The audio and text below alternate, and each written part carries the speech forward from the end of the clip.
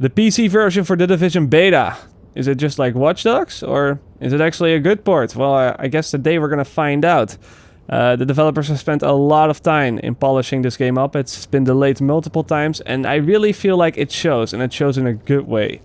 They really put a lot of effort in the PC port, and I'm going to show you what is so good about it today, and what is so bad about it, because although it is very good, it does have its flaws, and I'll be pointing those out, obviously. Now, before we start, just a couple of things. You might not be used to it, but in the top left corner, we can actually see what the game is running at currently. It's running at not very close to 60. There we go, 60 frames a second. It's just not getting it. The CPU or the GPU is currently topping out at 95%, close to 100 at times. And of course, under that you can see all of the different CPU cores and how the stress of the game is distributed across them. And then of course we also have the RAM, which is pointing out at 7 gigabytes right now, but don't actually take that for granted, because I've also got some other programs running in the background. So I would say if I look at the taskbar right now, the game is using about 4.5 gigabytes worth of RAM usage. So just take away 2.5 from the total picture, and you'll see how good this game runs. Now, I'm running this game on a GTX 980 Ti Strix, which is my GPU, and then my CPU is, I believe, a Intel iCore i7 3930K. So those are my specifications, and of course I have 16 gigabytes of RAM, but I feel like that's not such a big deal. But anyway, let's get started, because I feel like this is going to be a very lengthy video. Because we got a lot of things to talk about, we got a lot of options. Firstly, I'd say we take a look at the menu, which looks very nice. By the way, I'm using the controller right now.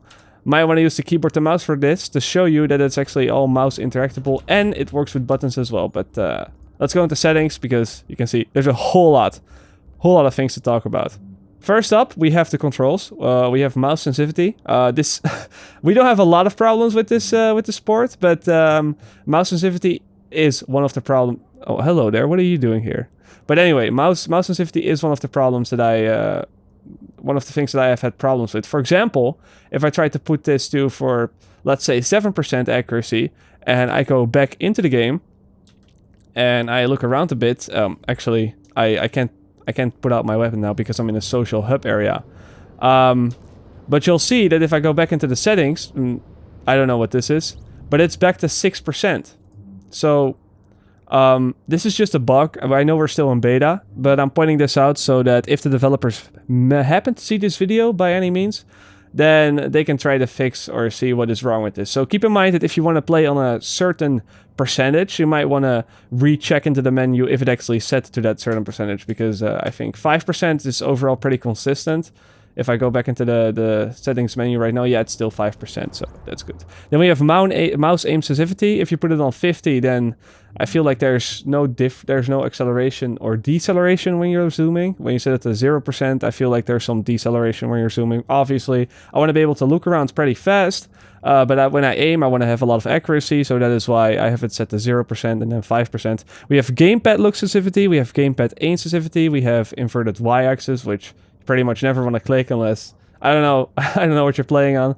Press to sprint, vibration for the controller, button layout for the controller, and then mouse acceleration, which I keep off as well. Now, one thing to note about the gamepad sensitivity is that it works very, very well with the mouse and keyboard. It works so well that I can walk with the controller right now, or I can walk with the controller and then still look around with the mouse. As you can see, I can walk very slowly with the controller and then still look around with the mouse, and vice versa. I can look around with the controller and use my W button to walk forward and all that stuff. Now you can see that it does change between profiles, so it doesn't it isn't interactive, where you can basically use the keyboard and mouse and the controller at the same time, where there's two people playing. You might be able to do that. It works so seamlessly that I'm thinking you could be able to do that, but I'm not sure how that would work in the long run with aiming and stuff like that. But very seamless, very good. So let's move on. Then we get to the key mapping, which also looks very polished. You have a lot of options here. You can pretty much rebind emote 1, 2, 3, 4, 5, 6. You have, for every ability in the game, you can rebind it. Not that you would want that because Alt 6, Alt 4. This is actually a problem I have with this. It's rebinded to Alt and 1, and there's actually something wrong with the Alt button when playing this game. It's not something wrong, but it's an overlooked feature, I feel like. So we're gonna talk about that very soon. But as you can see, you also have alternative keybind buttons. So that's always good to have. You can reload with the R button. You can also reload with the Z button if you want to do that, for example. Now, the one problem that I had with it is I'll show you right now, because we're gonna have to search for a little piece of cover, and because we're in the social hub area, there is no cover around here. So I'm just gonna walk out here through the tent, and we should be able to find some cover soon. No cover? I think we might be able to use this for cover. This thing right here.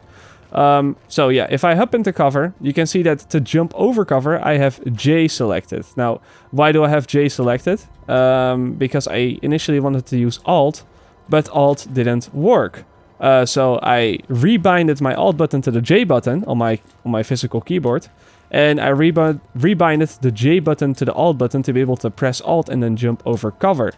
You can also do it with space. If you are in cover and press W and space, it will also jump over. But that obviously is not as useful if you want to jump over it right away without first sitting into cover. So why doesn't Alt work? Well, let me very awkwardly press the J button and tell you what happens. When you press the J button, or when you press the Alt button in the game, you will get this weird mouse, which you can then use to scroll around your character to get a better view.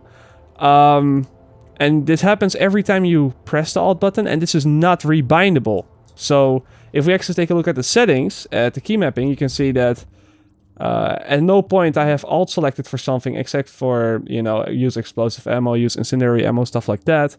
But you cannot rebind that, and I do not want that at all. So that is one of the problems I had with it, and that's why I had to use a workaround to use Alt for anything else in the game. Now, it's the same for a couple of other things. For example, there is text chat in the game, which I currently have disabled. But you basically press enter to chat, but that is also not rebindable. And there are a couple of other things. For example, if we go back to a vendor, let me see.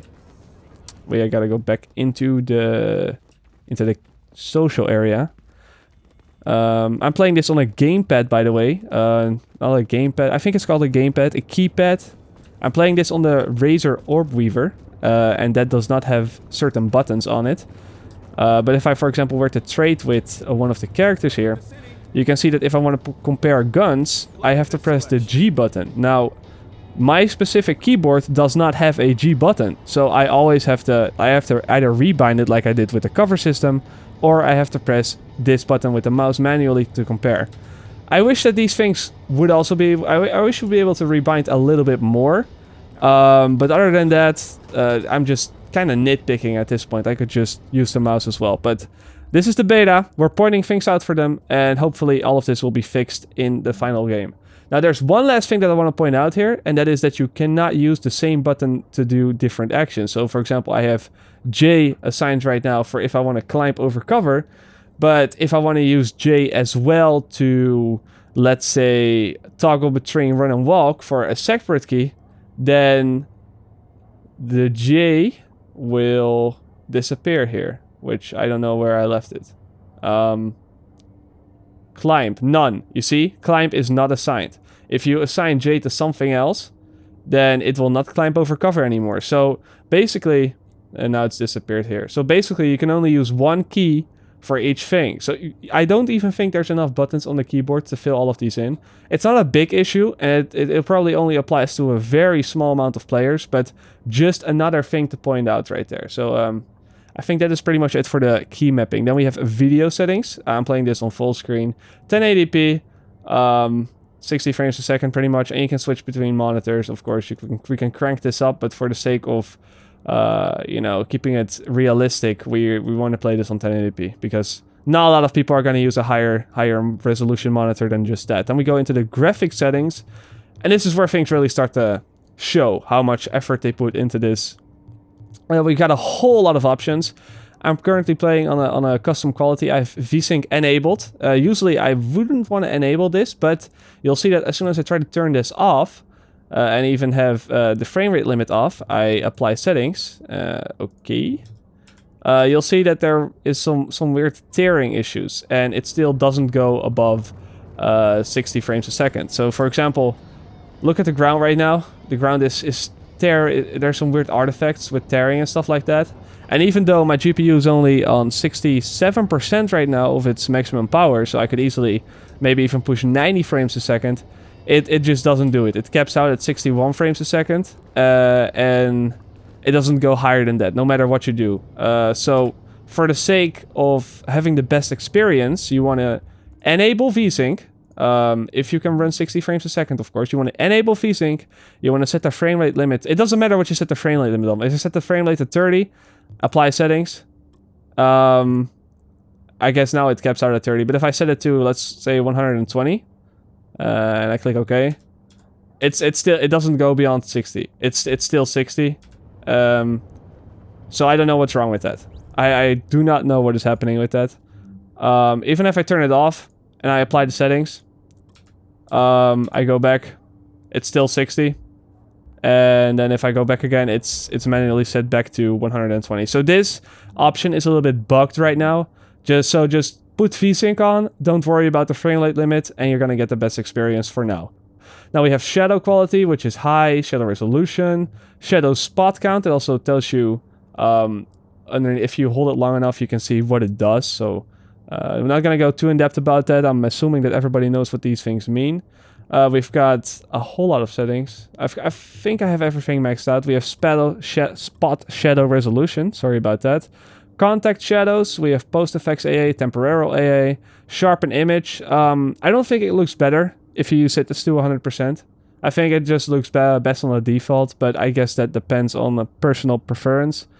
Then we have particle details, enable wind affected snow, volumetric fog, which is something that cannot be turned off completely and is quite taxing on the system. So I have an idea of why they did this, but we'll get into that a little bit later when we're actually going to see how all these things affect frame rate. Now we have reflection quality, local reflection quality, subsurface scattering, anisotropic filtering, parallax mapping, ambient occlusion, depth of field, object detail, extra streaming distance, which I assume is just how far objects load in. I've set this to 100%, and I have not noticed any popping anymore. Like, this completely prevents popping whatsoever. Well, not completely, I wouldn't say completely, but it gets rid of all the noticeable popping in the game. So if you can get this to 100, good for you. It makes the game look a lot better, in my opinion. Chromatic aberration. I don't even know how to call this. I don't know what it is. If I feel like it's like a special effect, doesn't really add anything to the game. Lens flare and a vignette effect. So that is what we have for the graphics. Very soon we're going to see how taxing all of these things are, but first we're going to go into the user interface, which is very, very customizable. You can configure your user interface in any way that you want. You don't like all these things that are on the screen, like the minimap and the experience bar and all that stuff? Well, you can just turn it off completely. So I actually like it. I have a lot of things turned on. But for example, let's take a look at the minimap. I currently have the minimap in the bottom left corner. Usually it's in the top left corner, but because I have my GPU performance and stuff like that, I didn't want it to overlap. So I moved it to the bottom, and you can very easily do that by just going into clicking minimap horizontal and just pushing it a little bit to the left, to the right. You can even put it in the middle of the screen, which I guess we'll do right now. There, perfect. And we have the minimap in the middle of the screen. Not the best way to go about it, but it works very precise. Now you'll see that it slides off the map or slides off the screen as well. And you might be asking, well, why would it do that? That is for the people that have either widescreen monitors or a triple monitor setup, so they can have the minimap on all the way of the right screen, all the way to the right of the right screen in the bottom right corner, all the way to the left. Depending on what you're running, I feel like it goes so far you could even have like 5 monitors and it would still work. It makes pretty big jumps between percentages, but luckily you can also use the arrow keys to use to use these. So let me, for example, put this to a 50%, and now I want to move it to the bottom. So I can use the arrow keys to manually adjust it even in smaller increments than percentages. So that's always good. So I'm going to place it right here and then go to the horizontal and place it like right here in the corner where I want it. This is like the perfect spot. Then you can, of course, scale it back and forth. I'm just going to leave it on 20 for now. And it works like that with everything. The experience bars, the chat panel, you can change everything about it. For now, I'm going to leave everything to the default because I don't want to sit in the menus for too long and I feel like I already have. So let's go to the visuals. We have brightness, hints, show damage numbers. You can disable the radar, distance units, which of course you can set to metric and imperial. Show vault and climp indicators. There's just so much. Auto height HUD, cover indicators. Chat window opacity, I currently have it set to a 0% because I don't want to get distracted by all the chatting that's going on. That's another thing about the PC version. You can just press enter and then you'll chat to people in that area, in your group, in the dark zone. Just another social experience. You can turn it on or off depending on your preference again. So we have radical opacity, radical thickness, disable region chat, whole lot of options, even language filter. So there we go. I should probably disable this. This was pretty annoying. Audio settings. Music volume. SFX volume. Dialogue volume. Couple of mix types. Only 2. TV speakers and home cinema. No headsets. But I haven't had any problems with sounds. I usually don't notice the difference between these setups. So for me, this is not that important. When you alt-tab out of the game doesn't automatically mute its sound, but if you wanted to mute its sound, you can click here, yes. Group volume, proximity volume, you can have a microphone enabled, which I have right now, and then I can select different microphones, and now people can hear me talking in the social area, so I can go say hi, but we're not going to do that right now because we're doing a port report, so you can even have push to talk. Now, we have a couple of language options, of course, with subtitles, and then third-party support for LED keyboard support, so I guess that is it. Very, very well polished. I'm not seeing anything obvious that's missing. You have a lot of customization, probably the most customization I've ever seen without modding or third-party plugins. But the real question is, how does it play? How does it play? Does it run well? Well, as you can see right now, we're back in the morning. We're capping the game out at 60 frames a second. We're barely just hitting that. And the GPU is cranking it to almost the maximum. But let's run around in the city a little bit. See how the game looks on max settings. Because that's also important. And also how it runs. Well, a little bit of a spoiler alert. I am very satisfied with either of them. But this is like the social hub area. This is, of course, you would say very polished. There's the sun right there with some birds. You can actually shoot down the birds. I don't want to try right now because I feel like I'm going to miss a lot of times and then embarrass myself in front of my whole audience. But textures overall, effects overall, looking very polished. So this is what I see when I first get off the base. Now let's look at some walls first. You can see that, you know, the textures, they have some depth to them.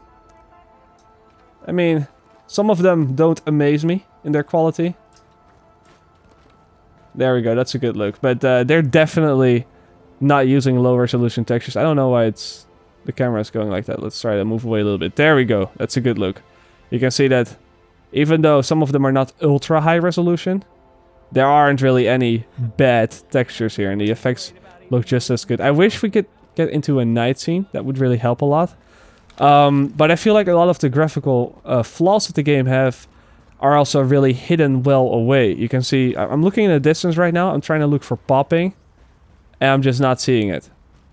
Maybe like in the very far distance, a couple of trees slowly appearing, but they did a very good job of hiding it. I'm not seeing anything at the moment. So this is in the morning. I wouldn't say the game shines when it's in the morning. Of course, the sun is shining right now, but I think the game shines with its graphics when it is night and you have all these effects. But I hope we'll get to that. I hope that it will get to the night section before I actually have to end the video because it's getting too long. So destruction, probably something you want to know. We can take a look at the cars. Windows. I don't know. There's a destruction, man. Looks pretty realistic. We can look at other stuff. Some objects in the snow. See that some particles are flying up.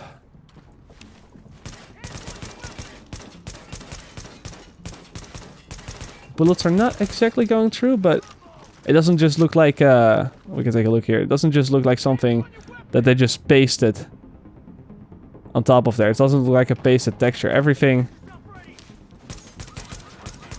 I guess this doesn't have some bullets. We can shoot down this tire. Destruction overall. Some objects, you can destroy them. Some objects are not that destructible. Obviously, this is like a cover system. This is made to be destroyed, so everywhere you shoot here, it just breaks down. But let's for example, take a look at a tree. Yeah, you have some bullet holes, but not so much destruction. Let's find a corner of a wall, maybe. Maybe this one. You see there's some destruction there. Well, you can't mow down an entire house, but the environment does have some destruction to it. Damn. Close the door. That's already a flat tire. So, one thing that I did want to point out... Oh, we got some bad guys. Let's take them out first. There we go. There we go. That wasn't too hard. They didn't drop anything, though. So, about all the effects that they showed in the E3 2013 trailer. I think a lot of them are still in there. The lighting looks extremely good. The weather effects are extremely good. We'll get to that very soon, but I did want to point out one more thing before we actually get to that part, and that is the menu itself. Because this is a very good looking menu, which doesn't pause the game, but because it's such a good looking menu, and because it doesn't pause the game while you're in it, opening this menu will give you significant frame drops if you cannot run this game well already. So let's say if we open this, no, let's just look at this straight without opening it. You can see that the GPU is currently maxing out at 72%. This is what it's currently using, 73 right there because I moved the screen. 75 right now, 73. So it's a stable around 72, 73%, 70, 74 right there. But if we open the menu, you'll see it instantly goes to 90%. So that's like 15% extra GPU power just to look at the menu. And this is not an exception. We can do this in another area as well. You can see right here we have almost 80% usage. We open it again, and it jumps to 90% again. So it kind of depends on the area how much extra of a frame rate hit you're going to hit. Well, right now we're not getting any frame rate hits because we're basically capping the game at 60 frames per second because it doesn't go above that in the beta. But everywhere where we do it, you will see that the GPU, it will be taxing for the GPU to open it. And it's not just that specific menu. It's like it's group management. It's this menu overall. It's because they made it such an interactive part of the game that is a problem for some people. It's going to be a problem for some people. Now, what do you do when you have bad graphics or bad graphics? What do you do when you have bad performance? Hold on. This is in surveillance data. I might as well show this off as well. Reconstruction complete. Activate echo. This is what it looks like when you activate an echo. Maybe it's tasking on the GPU a bit. You can see that the GPU is currently maxing out. We're not even hitting 60 frames a second anymore. So these scenes are definitely pretty intense. I'm not going to do this right now. Guys, because we've got a lot of things to talk about and I don't want to get distracted. But you can see as soon as the echo is gone, frame rate drops back to 60 or rises back to 60. We can take these guys out and then we're going to look at some performance settings and how you can improve your experience. So those were just two guys. Good. So the tasking settings. What do you want to turn off and what do you want to turn on?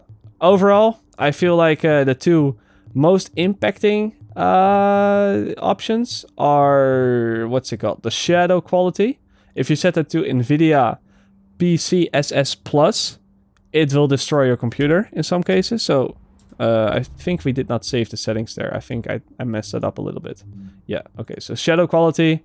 The game is now running, or the GPU is now going at 92% the moment we turn this on and apply the settings. You can see it's capping at 98%, which is pretty much 100.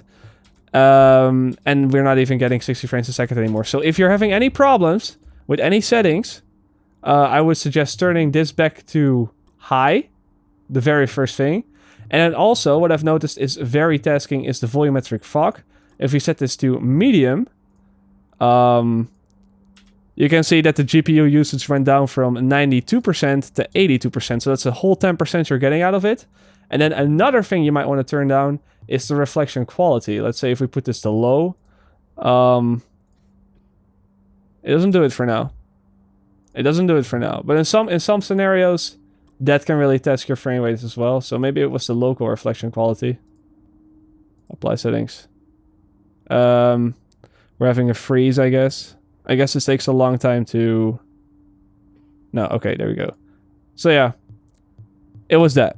So that's another 10% right there. You can see GPU usage went down to 62%, all the way from 92%. So that's a whole 30% off your performance if you just turn these three settings off and the rest on. So I'm just gonna use it.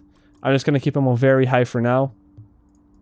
Ultra, and the other one I'm not gonna do because my computer isn't that good, man. My computer isn't that good. So you want to look for these three features. Volumetric fog, you cannot turn it off completely. The lowest setting is medium, and I think I know why they did this. If we, for example, take apply settings, there we go.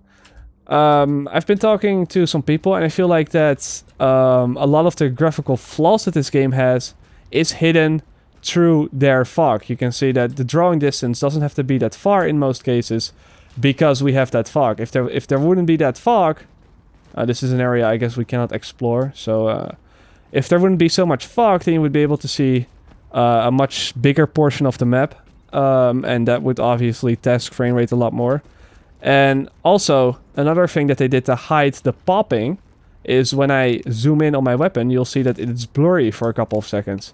Now, I believe that in this time, all the things pop in, and because it's blurry, you don't see it. So everything that they pretty much did everything they could to hide the flaws of this engine. And I guess that is the reason why you cannot turn off volumetric fog, because that would reveal that would show all the buildings in the distance pop in like crazy. But let's take a look at the multiplayer. You're probably all eager to know what happens inside the dark zone, how performance is right there, and let's actually just open the map. The map isn't too taxing. If you open the map, you can see that GPU performance drops drastically. It's only 42% right there, so that's pretty good. We're going to fast travel to the base of operations, which is probably fast traveling is done like this. Very easy, very, very fast. I'm playing this on an SSD. It's not the fastest SSD, but I've got a couple of friends who played on a normal hard drive, and they have been getting very close to similar results as well. So what we're going to do right now is head over to the dark zone, and I want to show you two more things. The performance inside the dark zone itself, and what the game does look like at its best. Because right now, I would say the game looks a little bit dull. I would say during the daytime especially, the game looks a little bit washed out, a little bit gray, a little bit sad. And I don't think that's necessarily a bad thing. It really sets the tone for the game. But a lot of people might be judging the graphics, might be covering the book by its cover. And if this is the cover, then it's not the best cover you're gonna get. So I want to show you what the game does look like on its best, and I think that wraps up the port for now, because I don't really think we have a whole lot of other things to talk about. I'm looking at my my cheat sheet right now. I have a cheat sheet right next to me, and I'm looking at it. I think I pretty much covered everything that I wanted to show. So we're in the dark zone, the dangerous place. It isn't quite nighttime yet, but I was thinking to myself, if I'm going to show you what the game looks like on its best, it would also be very fair to show you what it looks and what it runs like at its worst, because I can imagine that not everybody has a GTX 980 Ti like I do, and although that is not the best graphics card on the market, it is surely nothing less but high-end. And, well, if you want to know what this game looks like on your potato computer, for example, we can take a look right now. And we can also look at how much of an impact it's going to make on the game, because right now the GPU is capping at about 80%, 81%, 84, 86. It's going up, but if we go this way, it's 80 as well. This way, 80 as well. So about 80 to 85%. It's fluctuating a little bit. That's on a GTX 980 Ti. And now if we go to the graphics and we set everything to low, but even the low preset doesn't turn everything down, so we still have the reflection quality on low. And we can turn the object detail all the way off. So let's say you have a complete potato battery. I hope that guy doesn't kill me. That would be really unfortunate. I guess he's applauding. I guess this guy doesn't mean no harm. You can see that everything on low. Texture quality is reduced by a lot of the snow. It looks like what it looked like at E3 2015, I would say. A lot of the details on the ground are gone. It looks very bland.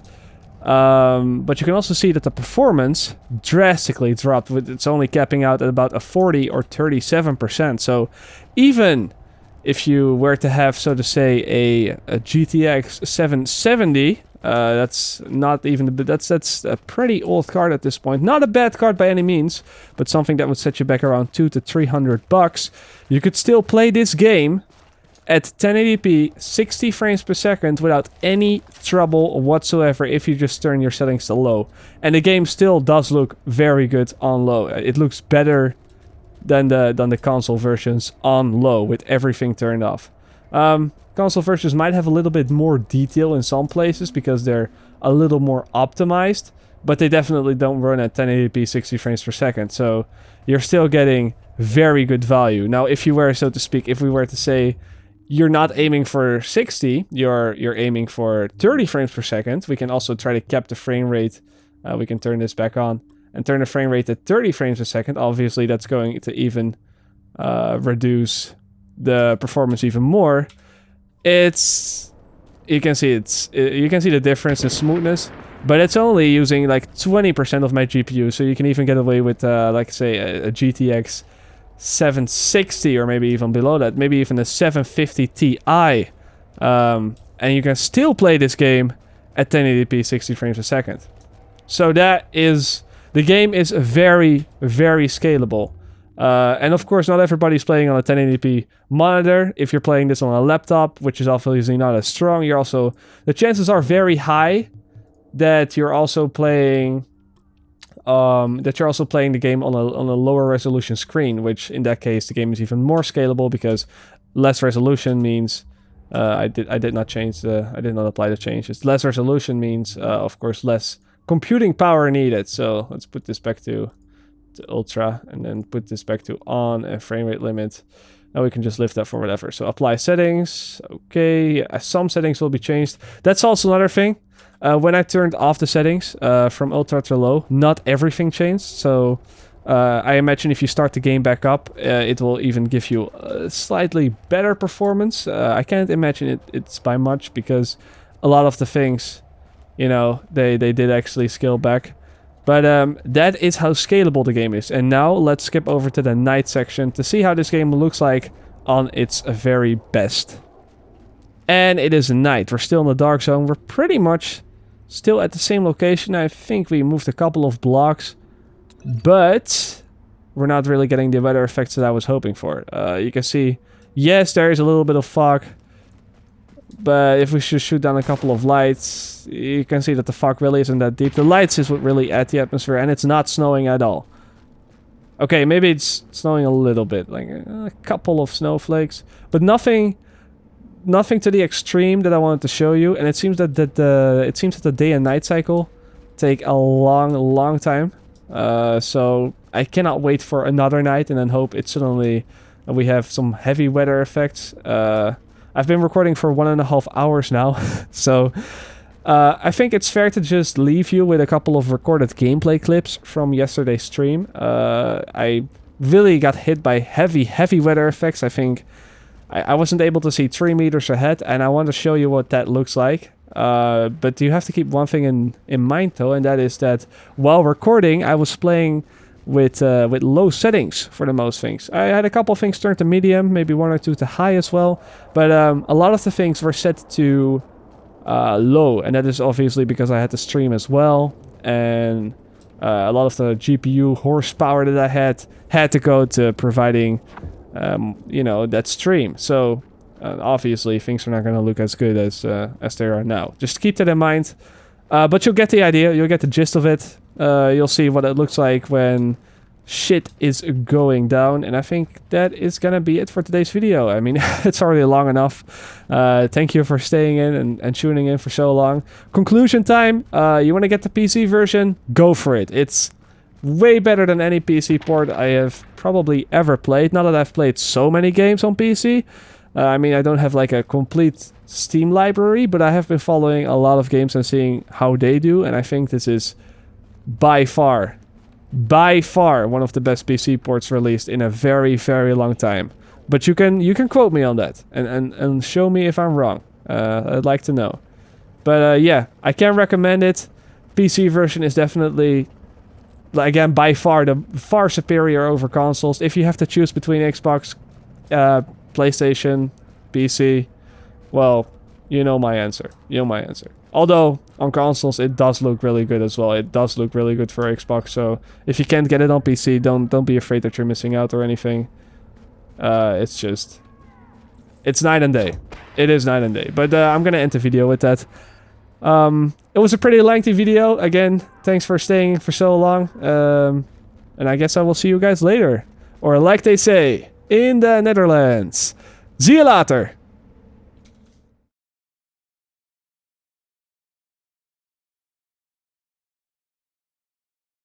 It's got it. I activated that less than a second so I could delay it as much as I could.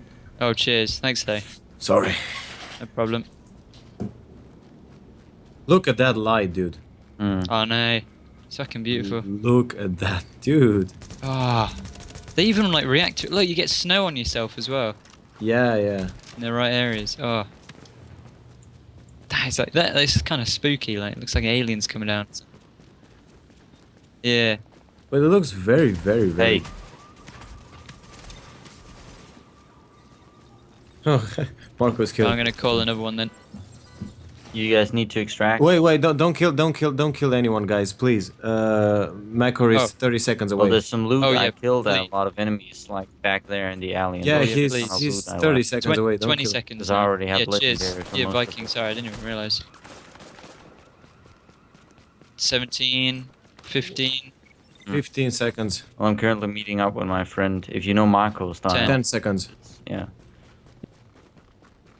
Alright. Alright. Have fun. Beautiful.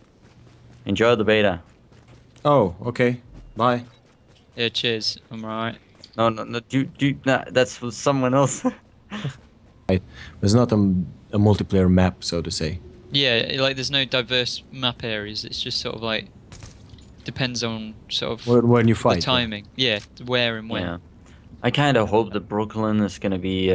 But Marco, you probably know something about that. Good in the final. Yeah, I doubt it noticed, will be. we spawn is its level 4. So Brooklyn being, as you say in your videos, Brooklyn being a starting area might be a very good possibility. Could be, but I doubt it's gonna be P or PvE. I doubt it. It's probably gonna be pure PvE. Like you get to level 4 there, and then you get flown into that with that chopper. And Maybe you it's see the tutorial. commander- Get your character here, Mika, right here in the light, facing this way, and then look, and then move the camera behind you, right as it doesn't face the light. So you're gonna see that haze going right around your character. That's Oh, all. yeah. Sorry, Oh, sorry. I thought that was an enemy.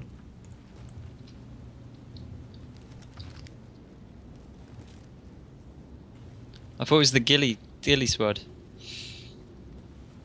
Ah, put your hands up, Nugget. I'll shoot you. Are when you your guys nuts going out. to extract? Whoa, wait, is that like a red? I want to see. I can't really see your clothing that well. My clothing is very beautiful, actually. I really